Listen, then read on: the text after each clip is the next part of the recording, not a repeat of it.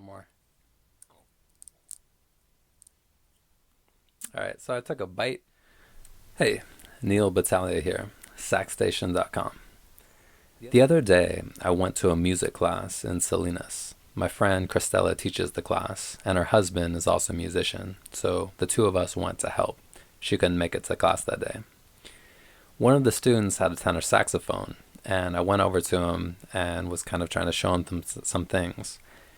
The other students were kind of making fun of him a little bit. They said, "Oh yeah, he needs help." I was like, "Oh, okay, I'll see what he can do." And so I asked him. I started playing Work Song actually, and I was trying to get him to play that, but he was having trouble playing some notes. And then he was kind of showing me his mouthpiece and his reed. He was saying that his reed was chipped, and I was like, "Well, that could be a problem." And then I looked at it, and I noticed that actually the reed was not really positioned right. It was more like it was down too far. It was more like this. It was more like that. It was basically not high enough up. So he was trying to play, but his reed was just really badly out of position. And so I looked at that. I figured I wasn't quite sure what the problem was. He had mentioned the crack, so I looked at the crack. There's a small crack, a little chip out of the reed, but that really wasn't a big deal. It was more that the reed itself was not positioned correctly, so I had to move it up a little bit. And suddenly, he could play a lot more notes, and they sounded a lot better.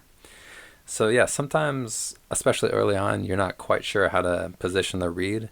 That can really cause a big problem. It's like a small adjustment has a big effect. It's kind of like chaos theory, like one small thing, like the butterfly effect. A little action leads to a big result. And that happens with the position of your reed. The chip out of it, that's not really ideal, but it's not the worst situation in the world either. You can play with a chipped reed. And I thought I would maybe demonstrate how that kind of works. Alright, so I've got two reeds here. I use my little labeling system. So there's a mark on the right side of this reed. That means it's a little bit too hard for me. I might be able to do some work on it with a reed geek. Or you can use a knife, you can use different tools. You kind of want to stay on the edges of the reed. And you don't necessarily want to work on a good reed that you really like, because if you're not used to it, you can mess up the reed. So this one was a little bit too hard. This one, I put an X on it because, I don't know, I just don't really like it. I think I did like it before, but it kind of wore out. So, for teaching purposes, I'm going to take this reed. I'm going to take a little chip off of the side.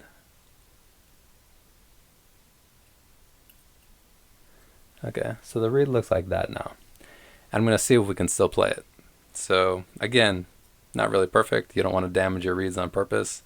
I recommend putting the ligature on first and then the reed, because that's going to maybe prevent a few cracks of reeds, and if you can prevent a few cracks, it's probably worth it. It doesn't really take much more time or any more time to put on the ligature and then the reed, rather than the reed and then the ligature, because the ligature can cause some problems. So I'm going to switch off the reed, and we're going to put the chipped reed on and see what happens.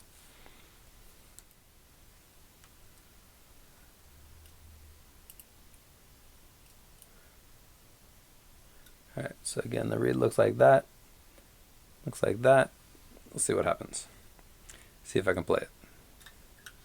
And again, this isn't a reed that I really like. It's a reed that's kind of worn out. Alright, so if you noticed, I put on the ligature and then the reed. And now I also recommend putting the mouthpiece on the neck and then the neck on the saxophone. If you put the neck on first and then the mouthpiece, you can sometimes bend the neck and that can accumulate. Alright, so.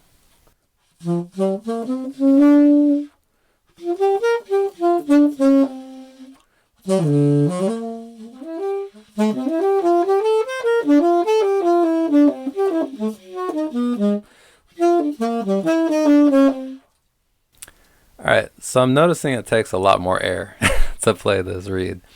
It does have a pretty big chip out of the side. It's still playable though, it's just a big chip.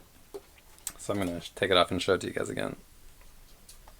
Alright, so that is what I'm playing on right now. and it's a fairly substantial chip out of the reed, but it is on the side. The kid that I saw who was playing saxophone, he actually had a chip out the middle. So I'm going to take a little chip out of the middle. Actually, I think I'm just going to crack it in the middle. So right now, let's see. So, yeah, that's definitely split in the middle. So there's no section missing. And again, with the section missing, that was actually fairly substantial. It's not actually bent it up. So now, let's try a different situation. I bent the section back up. So it's here, and then I bent it back, and now we also have a split in the middle. So this would be like if there's no chip out of the reed, it's just split in two different places. Let's see what happens when we play that. All right.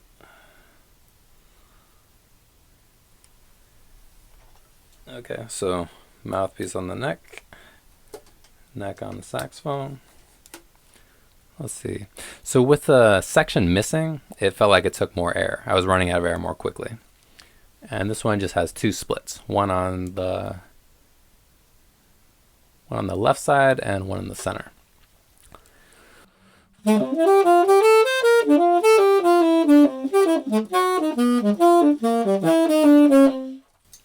All right, so that has two cracks, but the section I bent back up, so it's not like a section is missing from the reed.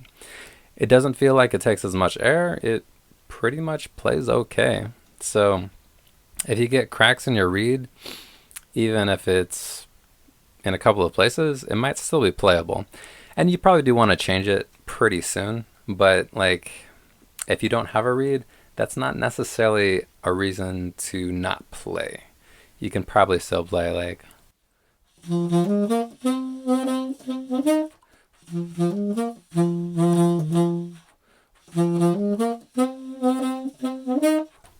it's not like it's not going to completely stop you from playing. So we've done a section off of the side, a crack in the middle and on the side. Let's try bending back a section in the middle and see what happens. Okay, so this is what that looks like. It's basically like a small chip in the middle of the reed. Let's see if we can still play this. It's not a huge chip. If you have half the reed broken off, you probably should just get a new one. But if it's a small chip like this, I wanted to see how well it did. So again, the positioning of the reed on the mouthpiece is very important.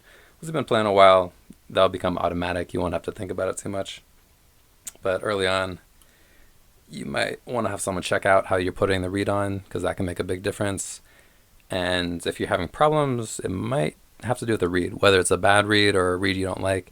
And sometimes it's not necessarily a bad reed. It's just a reed that's not the right size for you, for your setup, your mouthpiece connected to your saxophone. Okay, so a little chip in the center. Let's see what happens.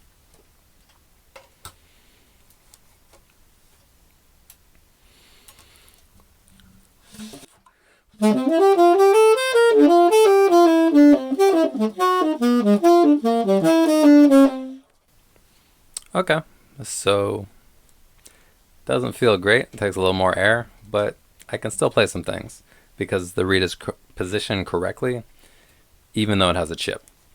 And let's go with the final test. This reed is getting pretty destroyed, but let's destroy a little more. All right, so I took a bite. You don't want to do that to your reed. But let's see what happens when we try and play it. So it's pretty much structurally not too sound at this point. But let's see if we can play it.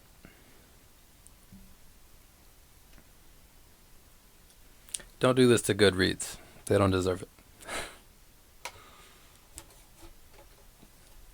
Okay, so this is the split on the side and the middle, and I basically just took a bite of it.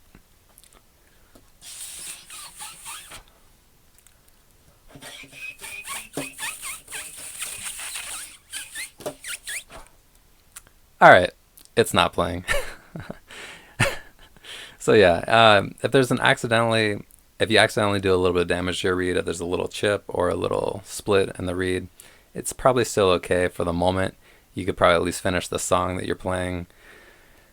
If you completely destroy the reed, it's toast. You probably can't use it. This reed, I couldn't even get a note out of it.